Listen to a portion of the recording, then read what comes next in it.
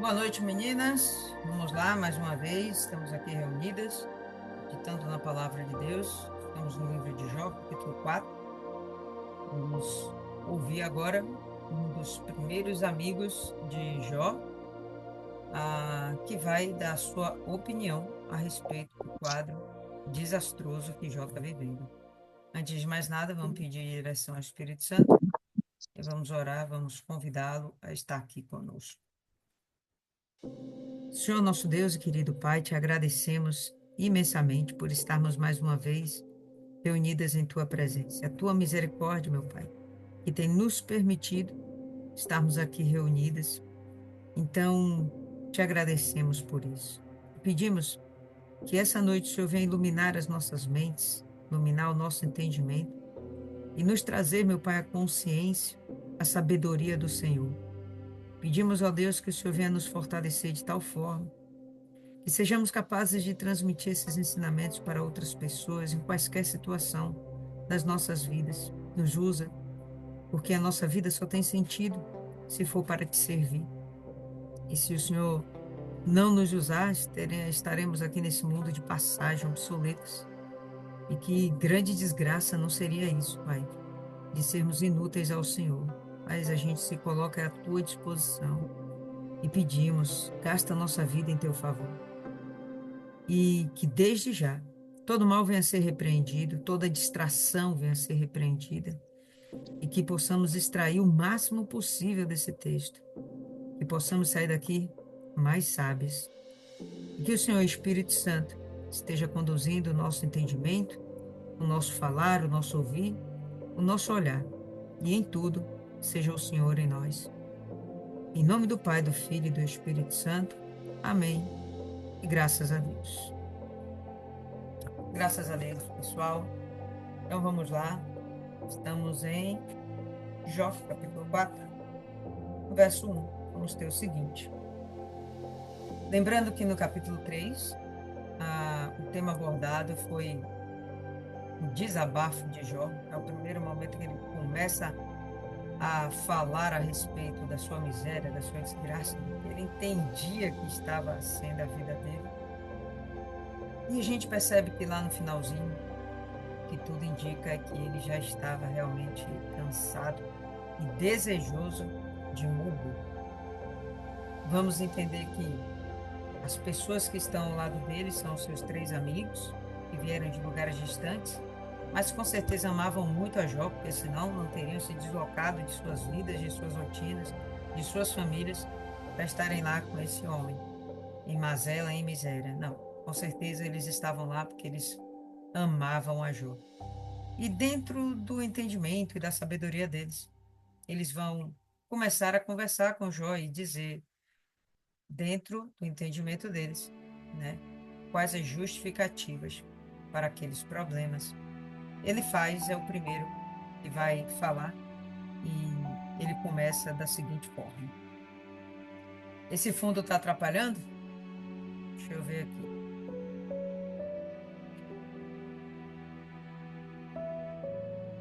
Para lembrar aqui como é que diz. Entendido, entendido.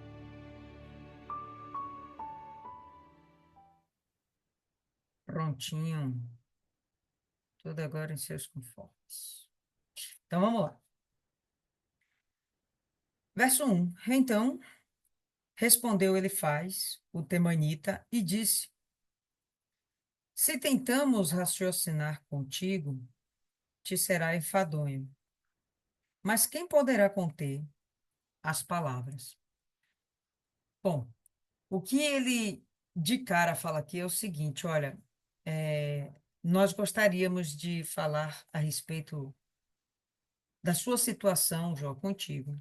Gostaríamos muito, mas será que quando nós começarmos a falar contigo, a conversar contigo, será que isso não vai ser cansativo para você? Será que isso não vai ser algo que te desagrada e te deixa enfadado, né, chateado?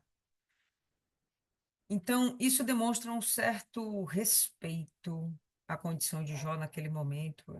Ele está tendo um certo jeito, uma certa delicadeza para chegar a Jó, para começar a conversar com ele. Bom, normalmente, quando a gente chega cheio de dedos para conversar com alguém, é porque o que a gente vai falar, de repente, é algo delicado que vai afrontar a pessoa, que pode machucá-la, que pode torná-la, inclusive, agressiva, reativa àquilo que vai ser dito, aquela opinião que vai ser emitida, aquele conselho que vai ser dado, seja lá como for. Quando a gente vai ter uma conversa que vai ser pesada, tensa, delicada, a gente chega com cuidado, com delicadeza, com gentileza, cheio de dedos, um português bem dizido.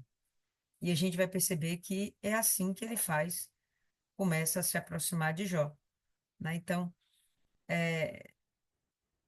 nós queremos falar contigo, mas será que isso vai ser chato? Mas, ainda que seja chato, será que é possível que a gente se contenha? É possível conter as palavras? É possível evitar que a gente fale sobre esse assunto? Que a gente toque o dedo na ferida contigo? E ele vai continuar. Eis que instruíste a muitos e fortaleceste as mãos fracas. Tuas palavras seguraram o que estava caindo, e tu fortaleceste os joelhos debilitados. Quando a gente vê ele comentando sobre isso aqui, é meio como se ele tivesse, de alguma forma, elogiando Jó, né? Valorizando Jó, falando sobre uma das suas qualidades. Primeiramente, a gente vai observar aqui que se ele estava lá, como a palavra fala, instruindo a muitos, fortalecendo mãos fracas, segurando o que estava caído, fortalecendo joelhos debilitados, é uma forma de dizer que ele orientou as pessoas, conversou, deu uma direção, deu um conselho. E para que ele fizesse isso, ele usou, obviamente, da sabedoria que ele tinha, da experiência de vida que ele tinha. Então, o que ele faz está dizendo, Jó, você é um cara tão sábio, você é um cara tão inteligente, você já sustentou tantas pessoas através da sua sabedoria. Então, ele está meio que exaltando ao que Jó já tinha feito no passado. Talvez Jó já tivesse feito isso até mesmo com ele, né? Como amigo. É muito comum os amigos, eles cuidarem uns dos outros e eles acabarem dando os conselhos, né? Trocando suas experiências, ensinando, exortando. E a gente percebe aqui que ele está falando que Jó já fez isso com muitas pessoas. É possível que já tenha sido feito, é, que a sabedoria de Jó tenha sido usada, até mesmo que ele faz com seus outros dois companheiros que estão por lá, com outras pessoas, seus servos, familiares. Certamente, a gente já sabe, pelo menos a gente já desconfiava, que Jó era um cara sábio. E a gente está vendo aqui que, além de sábio, ele era alguém que gostava de ajudar as pessoas. É, se ele não se importasse, ele não estava nem aí, deixava a pessoa seguir o rumo dela, né, com suas falhas, seus erros, e enfim. Mas não, ele tinha o cuidado de conversar com as pessoas e orientá-las para que elas saíssem daquele buraco. Quando a gente imagina mãos fracas, mãos fracas, a gente, quando vai produzir alguma coisa, o nosso trabalho, basicamente a gente usa as mãos. Muito difícil a gente efetuar alguma atividade sem o uso das nossas mãos. Então, tudo aquilo que, quando a gente considera mãos fracas, a gente mostra que aquela pessoa está num estado de certa incapacidade, improdutividade. Quando fala dos joelhos debilitados, fala de alguém que pode até estar enfermo, alguém que não consegue ficar de pé, alguém que de fato está caindo, a gente pode dizer até aí, caindo em pecado, caindo na fé, ah, caindo na sua esperança, desistindo de lutar. Bom, o que a gente vê é que ele faz, ele começa rodeando Jó e valorizando o homem que ele já foi um dia. Ele continua. Mas agora isso vem sobre ti e te enfraqueces. Ela toca em ti e te perturbas. E agora ele vai fazer um contraposto. Poxa, você é um cara que já levantou tanta gente, você já deu bons conselhos para tantas pessoas, né? Você já conseguiu levantar tantas pessoas. E agora, quando chega a sua vez, você se abate, você se entrega, você vem com um discurso de quem está desistindo, você se encontra tão abalado, não faz nenhum sentido. Não faz nenhum sentido. É como se o Elifaz dissesse isso. Não faz sentido. Eu conheço quem você é, eu sei da sua capacidade, do seu potencial. E só porque algo veio sobre você, agora você vai se entregar? Bom, não é diminuindo o sofrimento de Jó, mas talvez só ficar olhando para o sofrimento de Jó não fosse a melhor estratégia. Se compadecer com a dor dele é uma coisa, mas você acabar achando que realmente Jó entrou num estado do qual ele não poderia sair, pô, aí é você realmente entregar a pessoa à morte. Então, o que ele faz, está fazendo, é tentando levantar a moral dele. Pô, você já ajudou tanta gente e você tem essa capacidade. Por que que você não usa essa capacidade agora para você mesmo? Por que que você não usa essa sabedoria para você mesmo? Vai ficar abatido desejando a morte? Vai começar a pecar contra Deus? Lembra que eu, no meu pensamento, entendo que a partir do capítulo 3 é que Jó realmente começa a pecar, começa a falhar contra Deus, né?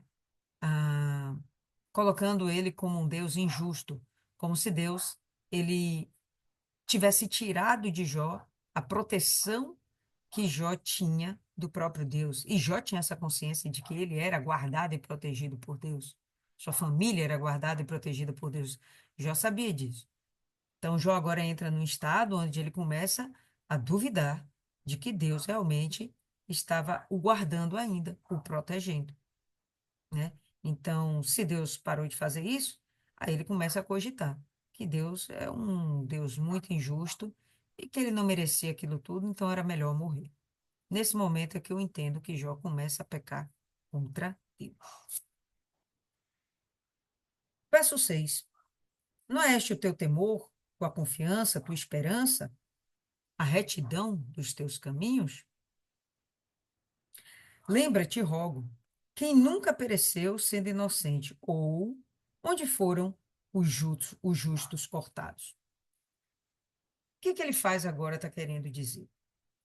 Ele faz, já apontou que Jó é um cara capaz, ele tem um nível de experiência de vida, um entendimento que daria a ele suporte, sustentação, para que ele não caísse numa depressão. E ele agora vai dizer: não é essa a sua confiança? Qual é a sua confiança? A retidão dos seus caminhos? Bom, quando ele faz isso, ele vai entrando agora num território bem delicado. E aqui eu vejo um pouco perigoso, pelo menos em se tratando de Jó. Porque o que ele está querendo dizer é que Jó se estribava nos seus atos, naquilo que ele fazia para atrair a proteção de Deus.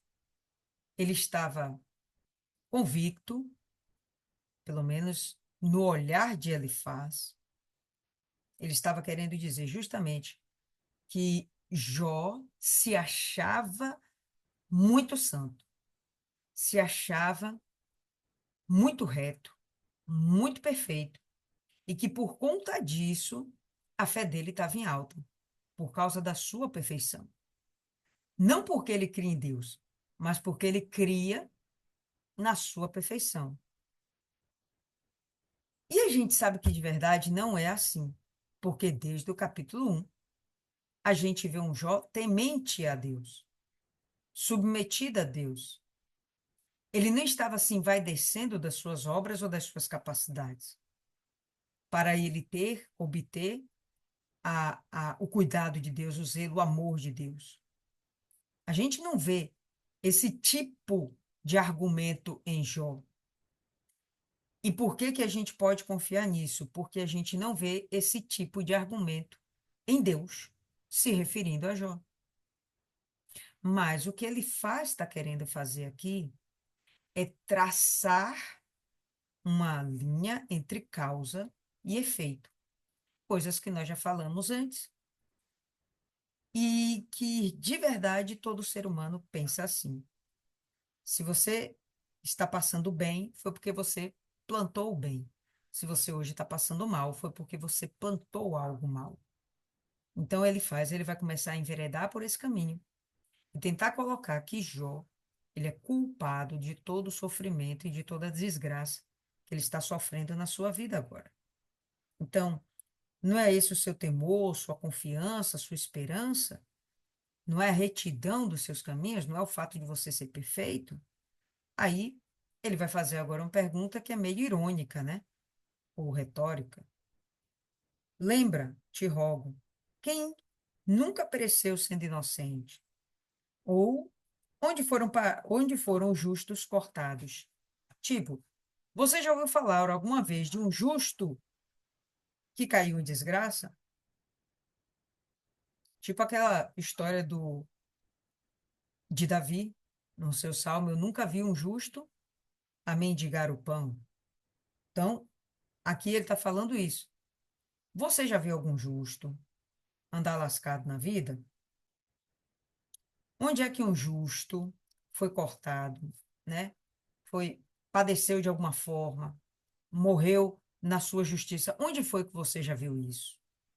Não, não acontece isso com o justo. É isso que ele está querendo defender, tá certo? Vamos acompanhar a linha de raciocínio que ele faz. Isso necessariamente não são os lábios do Senhor, são os lábios de ele faz. Como eu tenho visto, os que lavram iniquidade, né, os que plantam iniquidade e semeiam a maldade, colhem o mesmo. Então, você veja que realmente é um assunto delicado. O cara já está lá em desgraça, e o que é que eu vou fazer agora? Eu vou dizer que a culpa é dele, que essa desgraça toda está acontecendo na vida dele, a culpa é dele, que ele tem que tomar um tino na vida dele, abandonar o pecado e se converter de fato e de verdade. Então, é delicado você chegar no momento onde a pessoa está fragilizada e dizer, pô, a culpa é sua. É uma conversa realmente delicada.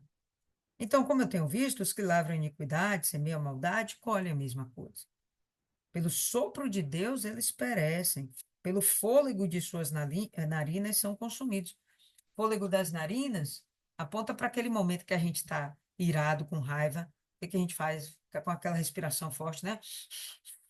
Aquele negócio, pronto, fôlego das suas narinas, né? O resfolegar das suas narinas, mostrando que Deus, ele estaria indignado, irado, né? Com o injusto, o pecador, o ímpio. E ele está querendo colocar essa capa, essa pecha, sobre Jó. Pelo sopro de Deus eles perecem, morrem. Pelo fôlego de suas narinas são consumidos. O rugido do leão, e a voz do leão, e os dentes dos leõezinhos são quebrados. O leão velho perece por falta de presa, e os filhotes do leão robusto se dispersam. Ele de verdade não está falando de um leão. Ele está usando uma linguagem metafórica para se referir ao ser humano. Então, o rugido do leão, a voz do leão feroz, é como se fosse o homem dentro da sua arrogância, né, dentro da sua vaidade, dentro das suas capacidades, do seu potencial, ele se sentir, como que a gente fala? Auto. Lembra aí, pessoal, o termo? Agora me fugiu. Autossuficiente, né? Então, ele compara esse leão feroz, o leão com um rugido forte, uma voz forte, como se fosse aquela pessoa autossuficiente, né? Onde ela fala grosso. E ele diz aqui que O rugido do leão e a voz do leão forte, os dentes dos leãozinhos são quebrados. O dente do leãozinho vai aprontar para aquele leão novo, leão jovem, onde ele tem muito vigor e tá doido ali para sair roendo tudo, né? Aí ele vai continuar com essa comparação a respeito do leão. O leão velho perece por falta de presa, mostrando assim, ó, o leão, quando ele acaba envelhecendo, apontando para João, acaba envelhecendo, ele vai perecendo, né? Não tem capacidade mais de correr atrás da sua provisão, né? Seu alimento. E os filhotes de leão robusto se dispersam quando o leão velho ele padece, os mais jovens que estão em redor, eles se dispersam, eles perdem aquela referência. Tudo isso aqui apontando para a condição humana, que de verdade não é capaz de permanecer de pé diante de Deus. Quem é o leão? Ou quem é o homem perante Deus? Ele pode se achar o quanto ele quiser, ele pode ser autossuficiente, ele pode ser poderoso o quanto ele pensar, mas ele vai envelhecer e na sua juventude ele pode também perecer. Um, pela falta de energia, pela falta de disposição, de saúde, o outro pela falta de sabedoria, pela falta de experiência, pelos temores da vida. Então, ele está fazendo uma analogia, mas o que ele quer se referir, ele quer apontar para que o ser humano, ele tem ele tem suas fraquezas, ele não é perfeito, não é autossuficiente, e perante Deus, ele é nada. Então, é isso aqui que ele está querendo defender. Trouxeram-me agora algo secretamente, e o meu ouvido recebeu um pouco.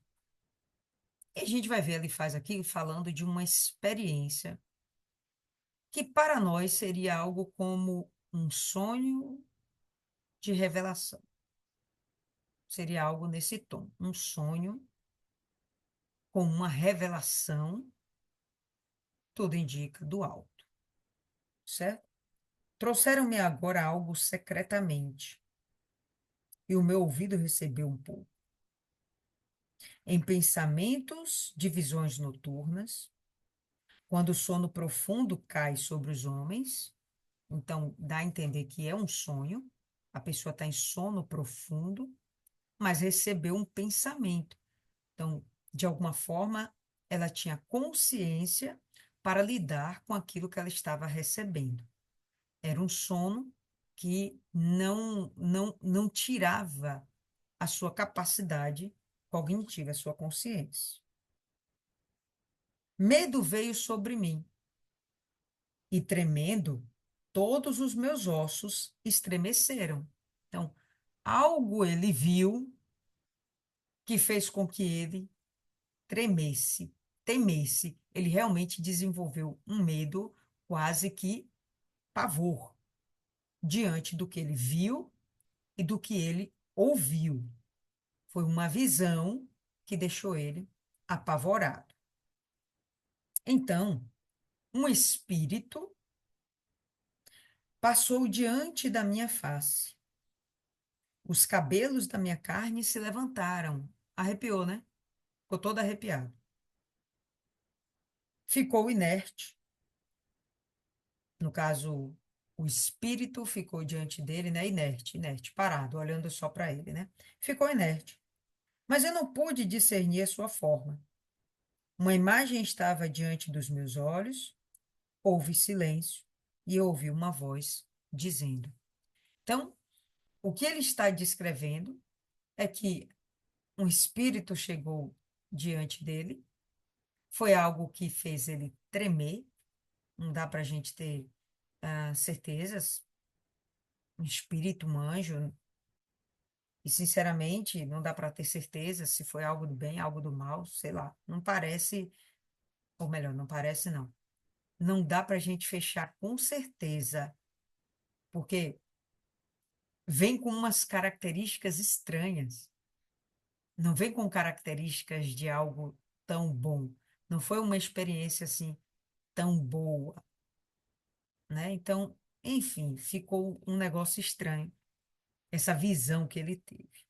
Mas, enfim, o espírito ficou parado diante dele, ele não conseguia discernir a forma, não conseguia enxergar, né, o que era, como era a pessoa, homem, mulher, anjo.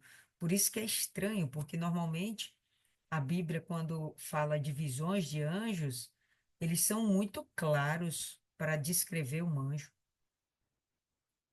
E aqui ele ficou perdido, né? A respeito. Estava diante de mim e houve um silêncio. E a ideia do silêncio é para que você, ou melhor, para que ele venha, esse espírito, ele venha obter a atenção, a concentração de ele faz, que está recebendo essa visão. Então vamos imaginar lá quando o nosso pastor, ele sobe ao púlpito para começar a reunião. O que que acontece? Ele não entra falando, ele entra em silêncio, a igreja toda fica em silêncio, ele vai lá falar com Deus, e nós ficamos aqui na expectativa do que ele vai falar. Nós concentramos toda a nossa atenção, ou pelo menos deveríamos, concentrando toda a nossa atenção para aquilo que vai vir do altar. Então é mais ou menos isso aqui. Ficou em silêncio, esperando que ele faz se recompusesse e guardasse toda a sua atenção para aquilo que ia ser dito. E ele faz, ficou esperando, né? O que que eu posso esperar desse momento, dessa pessoa, desse espírito, desse ente na minha frente? Concentrado. E aí ele vai e fala. Será o homem mortal mais justo do que Deus? Será o homem mais puro do que o seu Criador? Perguntas completamente retóricas. A resposta é muito fácil. Claro que não. Não tem uma comparação de Deus, Criador, com a sua criatura. Sua criatura sempre vai ser inferior. Não importa as capacidades de que ele venha adotar essa criatura, mas a criatura vai ser sempre criatura, vai estar sempre sujeita ao seu Criador, vai ser sempre inferior. Eis que ele não tem confiança nos seus servos e aos seus anjos atribuiu defeitos. E nesse momento, eu fico também com uma dúvida: quem é que realmente está trazendo essa mensagem? Porque fica parecendo que Deus ele está desprezando os servos, que podem ser anjos, que podem ser homens, e está desprezando também os anjos, né? Colocando neles defeitos prévios. E eu não sei se é bem assim que Deus se comporta com a gente. Muito pelo contrário, ele acredita, ele confia, ele aposta na gente, né? Quando ele, por exemplo, deposita nesses vasos de barros o Espírito Santo, não é por desconfiança, é por total entrega. Deus se entrega para a gente totalmente, vindo habitar dentro da gente. Então, não me parece que isso é uma mensagem que vem trazendo algo de bom a respeito de Deus. Parece que quer denegrir a imagem de Deus. Eu não sei se vocês tiveram essa mesma sensação, tá? Se vocês quiserem acrescentar aí, vocês abrem o áudio e falam. Mas, para mim, parece que está querendo colocar Deus como alguém, de certa forma, perverso com aquilo que ele criou. Bom, se ele é conhecedor de todas as coisas, onisciente até mesmo do que vai dentro do nosso coração, porque ele perscruta todos os nossos pensamentos, entendimentos, sentimentos, ele sabe o que esperar da gente. Então, essa questão do confiar, não vejo nenhuma dificuldade em Deus confiar na gente. Não vejo. Ainda que ele saiba que somos imperfeitos, eu penso o contrário, que ele confia na gente ao ponto até de dar o seu espírito, ao ponto de ter matado o seu filho por nós. Então, isso para mim não é incredulidade no ser humano. É uma credulidade muito grande, certo? Então, ele vai continuar. Eis que ele não tem confiança nos seus servos e aos seus anjos atribuiu defeitos. Quanto menos naqueles que habitam em casas de barro.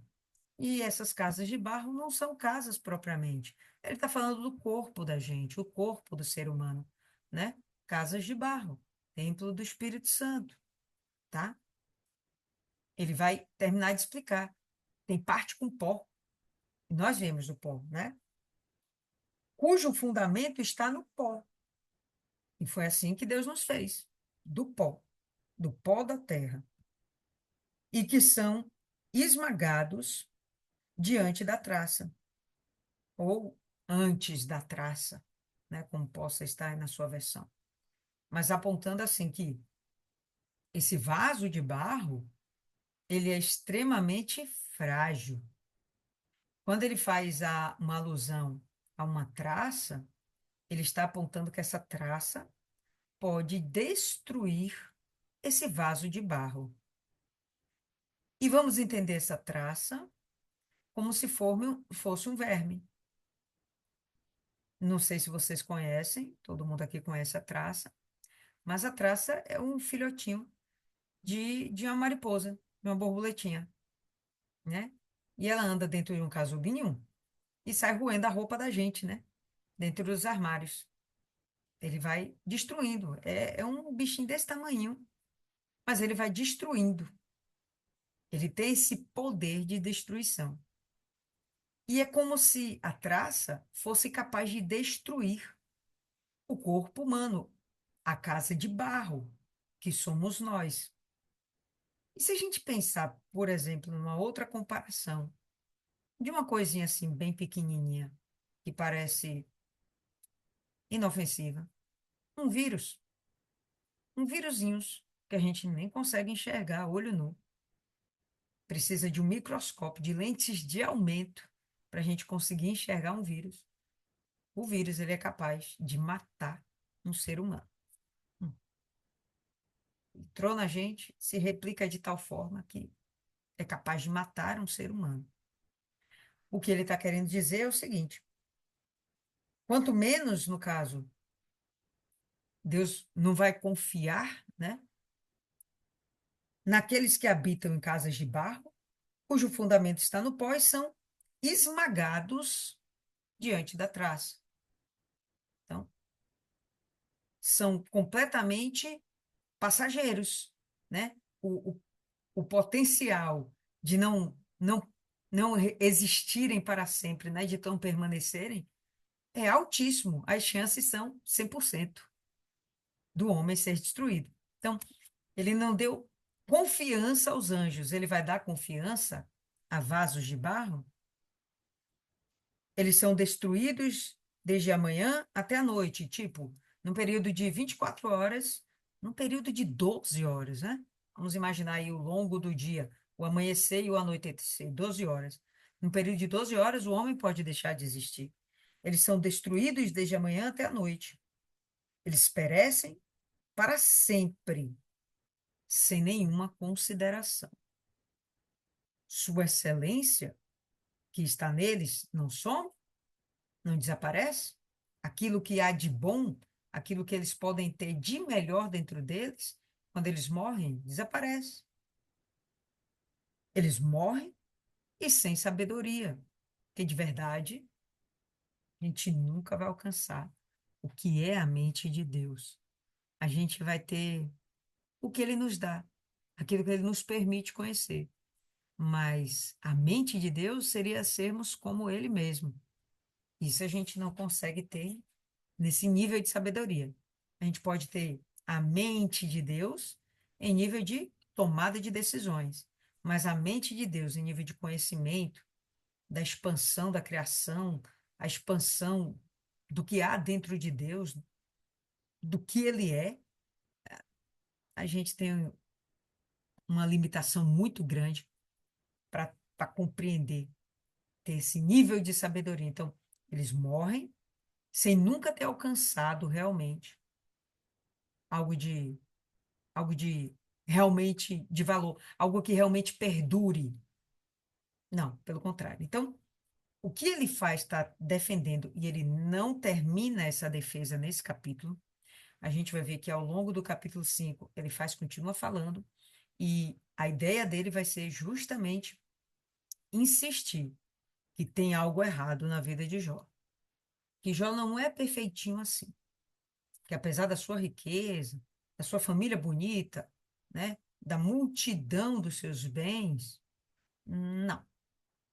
Tem algo errado em Jó que fez com que Deus pesasse a sua mão sobre a vida dele ao ponto de destruí-lo.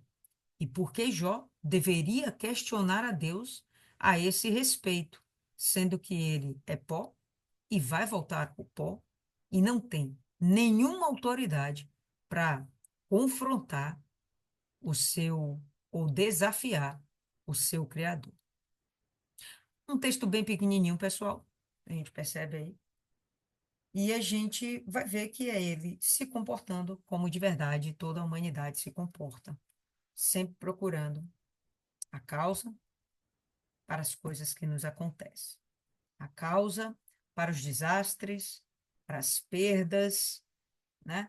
A causa para as dores, para as enfermidades, as causas. Tem que ter uma causa, tem que ter uma causa.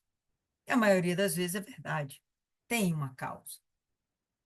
Vou repetir. Ainda não vi essa causa em Jó. Até aqui, tudo que a gente está acontecendo é depois do que aconteceu com Jó. E até acontecer com Jó, aparentemente não tinha causa nenhuma. Mas vamos lá, meninas. O que que vocês entenderam aí? O que que ficou para vocês aí desse texto? Se juntar com 5 não ficasse muito grande, a gente encaminhava só para concluir o pensamento de Elifaz. Mas aí vai ficar, a gente vai extrapolar o tempo, não vai ficar legal.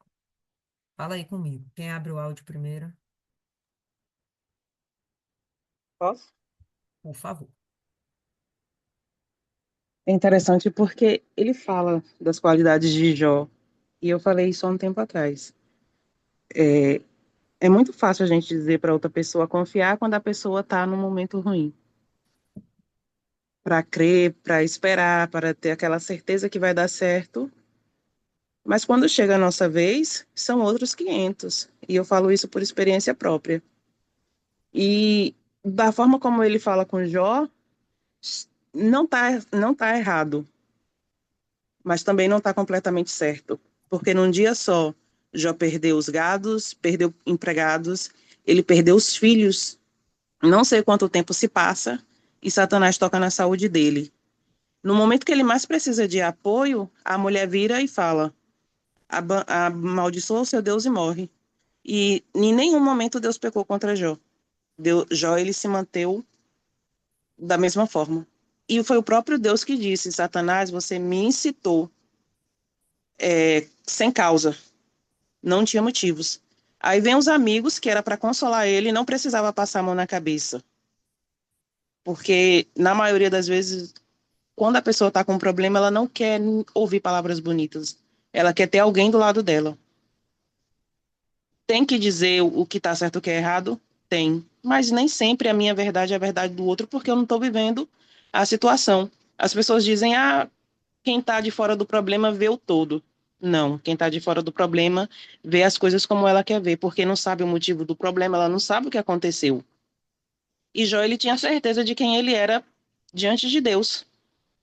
Ele tinha, sim, esse medo de perder Deus, de perder a proteção. Ele sabia que tudo vinha da mão de Deus, tanto que ele disse: Deus me deu e Deus tomou. E o próprio Deus sabia quem era Jó. Aí chegam os amigos distantes que nem estavam no dia a dia de Jó e começam a falar essas coisas. Para mim, essa visão desse cara foi uma visão do Satanás. Porque a gente sabe que o diabo se disfarça. Se o diabo teve a ousadia de aparecer diante dos filhos de Deus, ele não ia aparecer para as pessoas aqui. E a gente vê muito isso, espírito de engano dentro das igrejas. As pessoas dizem que recebeu uma visão, que fez isso, que fez aquilo, e é o enganador. É o diabo que está agindo na vida daquela pessoa e do que está sendo revelado as coisas, porque dificilmente revela algo bom. E ele disse que foi como uma visão de sonho. E não é como nas visões que a gente via. Daniel, quando teve a visão que caiu, Deus mandou levantar.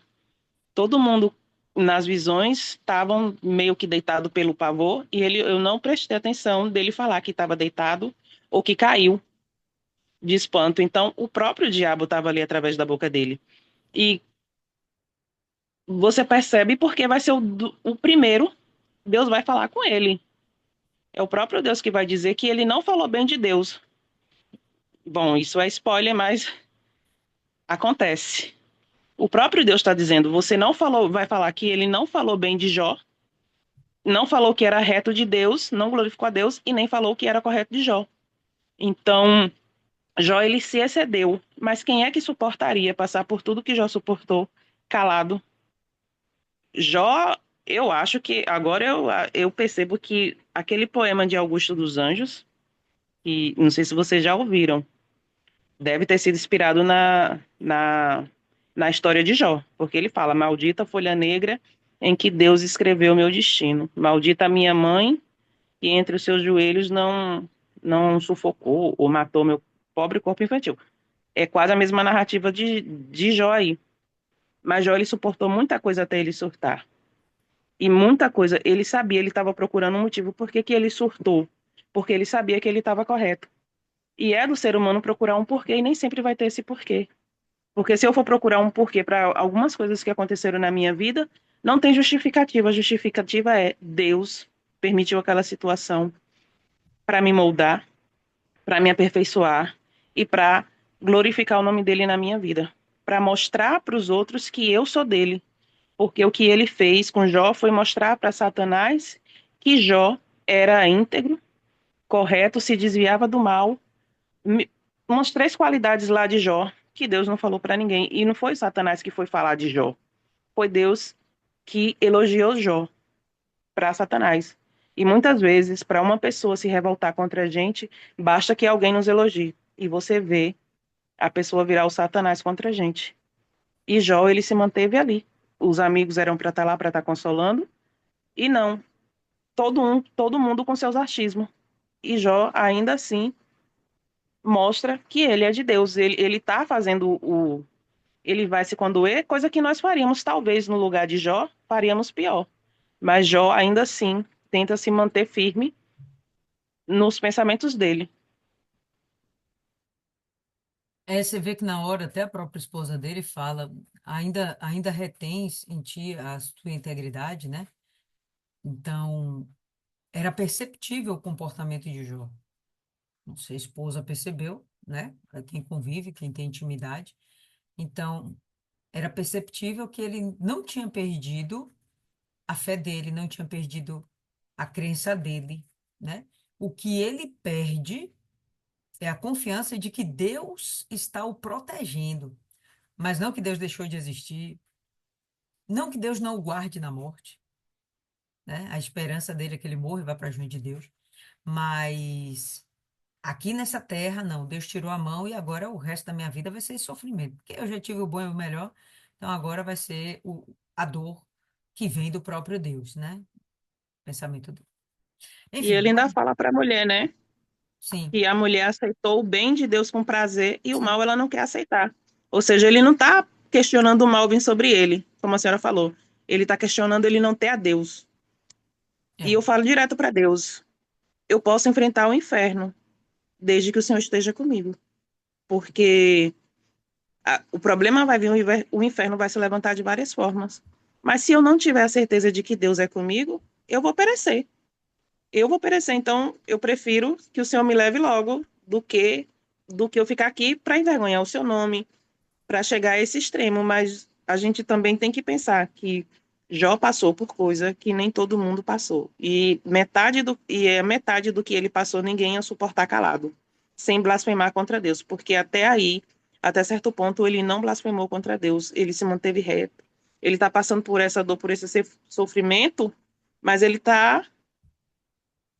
sabe que Deus foi com ele e que Deus é justo. Então, é meio que ele talvez até se culpe, Porque se o problema não está em Deus, o problema está em mim. Eu não estou vendo qual é o meu problema. Não estou dizendo que é o pensamento dele, porque ele fala algumas coisas, mas ele sabia que ele estava andando reto. Então ele quer saber qual é a raiz do problema até para consertar, porque eu não posso consertar um erro se eu não sei onde que eu estou errando. Exatamente. Não dá para a gente consertar o que a gente não sabe que está errado, né? Nessa hora, quando a gente tem um erro, não sabe que está errado, e vem um amiguinho para falar, aí é bacana, né? Mas quando não há o erro, aí, pô, é uma complicação terrível. Fala aí, dona Ana.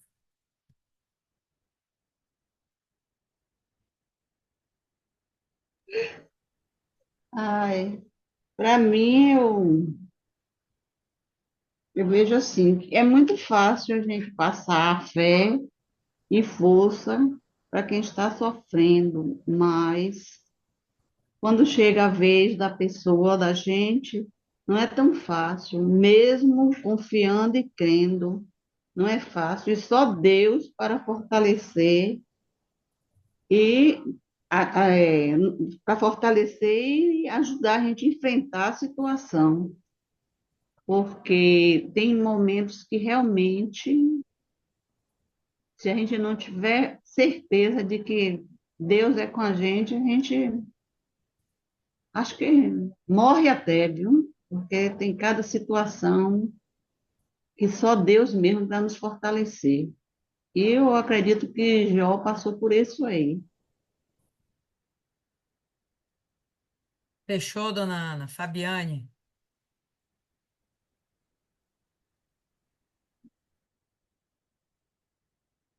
Rapaz, não deu nem tempo, Fabiane. Fabiane dormiu, cara. Eu não acredito no negócio desse. Jesus na causa. Dona Rosa.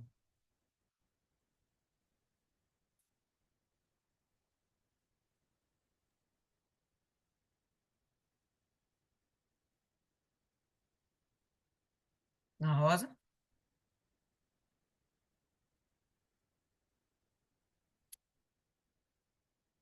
tá mudo aqui pra gente. Que Rosa, Rosa é VG ou Dona Rosa? Dona Rosa, você eu não ia chamar de Dona Rosa, né? Por favor. Mas eu acho É que a outra. Dona Rosa tá com algum problema no áudio. Ela abriu e tá com algum problema aí. Ah, Então aproveite que você já abriu, vai lá, Rosa, Rosa. então, eu faço das palavras de Maiana as minhas palavras. E acrescentando assim, eu acredito, na minha pequenez, eu acredito que Deus, na verdade, queria mesmo ele envergonhar Satanás. Porque ele já sabia quem era Jó, né? E reiterando o que eu falei, Jó tinha consciência de que ele não estava errado diante de Deus, já que ele era íntegro, reto, temente a Deus. Uma pessoa que o próprio Deus elogia, que vive uma vida justa, ela vive em paz. E de repente, né, por um propósito de Deus para glorificá-lo, aconteceu essas coisas. E ele se manteve firme. Vamos dar um desconto. Ele, né, deve ter se chateado lá porque, né, tá em cima de uma cama, dependente, ouvindo esse pessoal pressionando como mulher e amigos. Tem hora que a pessoa, né, dá vontade de soltar os cachorros. Eu não sei qual foi a reação dele. Ele agonizou, ele teve dores, ele se chateou. Mas eu acredito, eu tenho certeza, porque senão teria sido dito aí. Ele não blasfemou contra Deus, ele não pecou, ele aguentou. Então, o diabo não sabia do propósito de Deus. Jó não sabia, não tinha consciência do que realmente estava acontecendo, tanto que ele, né, não entendo. Ficou assim com ele, lá com os botões. Poxa, eu não entendo, eu ando com Deus, minha consciência está limpa, eu tenho certeza de que eu não transgredi. Por que isso está acontecendo? Perdi meus filhos, né? Eu tinha uma vida abastada, abonada, e tudo funcionava muito bem com a proteção de Deus. E, meu Deus, o que foi que eu fiz? O que foi que eu fiz? É o que todo cristão se pergunta quando está passando uma situação dessa. Meu Deus, eu fiz alguma coisa errada, eu pequei, o que foi? Onde que eu tenho que consertar? E aí aconteceu essa situação toda e o homem entendia que ele, né, não tinha uma transgressão, mas estava passando por aquilo ali. Não sei quanto tempo teve que esse processo doloroso, penoso foi para ele, mas o Deus já estava no futuro dele e sabia quem era ele e o que aconteceria, tanto que ele permitiu. Então, só quem não sabia mesmo era o diabo, né? Porque ele incitou a Deus que tocasse, porque achou, não, ele vai perder o filho, já era. Ele perdeu a saúde, agora que vai dar ruim. E não deu nada disso. Deus honrou, né? Restaurou a vida de Jó por completo, dentro e fora. Acredito que ele voltou mais forte e revigorado. Agora, eu acredito também que tem um propósito aí de Deus moldar Jó e de alguma forma, né? Para ele não se achar, sei lá, não se sentir tão seguro assim, porque por mais que ele fosse o cara, um homem de Deus, a pessoa tem que, né? Não sei. Coisa de Deus com os servos dele, com a particularidade de Deus com cada um de nós. Eu vejo dessa forma. Fechou, povo lindo. Então, eu acho que ele é um capítulo, assim, bem sucinto, né? Vamos encerrar por aqui. Eu acho que a gente nunca encerrou tão cedo, né? Vou pedir aí para a dona Cida fazer a oração final e a gente se encontra novamente na terça-feira. Em nome de Jesus. Dona Cida, a senhora não dormiu, não, Dona Cida. Aí não. Aí. Fabiane dormiu até aceito, mas a senhora não aceita, não.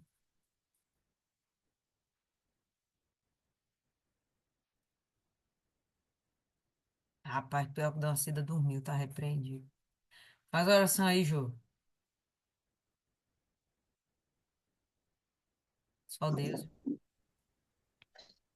Senhor, meu Deus e meu Pai, te entregamos, Pai, esta meditação. Não é só uma meditação, mas sim, Pai, um aprendizado, Pai, para a nossa vida, para a nossa alma. Te agradecemos, Pai. Cada alma que está aqui participando, Pai, nos guarda, nos protege, Pai. E que a tua palavra, Pai, venha se enraizar, venha nos fortalecer, Pai, a cada dia, Senhor. E que dê também, Senhor, a vontade de ganhar almas para o teu reino, Pai. E que, Senhor, cada dia, Pai, o teu corpo de Cristo seja fortalecida. Todos os membros, todos os pastores, todos os grupos, Pai, fortalece a cada dia mais, Pai. E dá-lhes vontade e gana de ganhar almas para o teu reino. Eu te peço, Senhor, obrigada, Pai, obrigada por tudo, obrigada pela nossa saúde, obrigada pela nossa família, obrigada por tudo, Senhor, e que seja feita a tua vontade nas nossas vidas, Pai, em nome do Senhor Jesus. Amém. Amém, pessoal. Então é isso aí. Vamos encerrar por hoje. Deus abençoe todas vocês. A gente se reencontra terça-feira. Falta ninguém. Até mais. Tchau, tchau.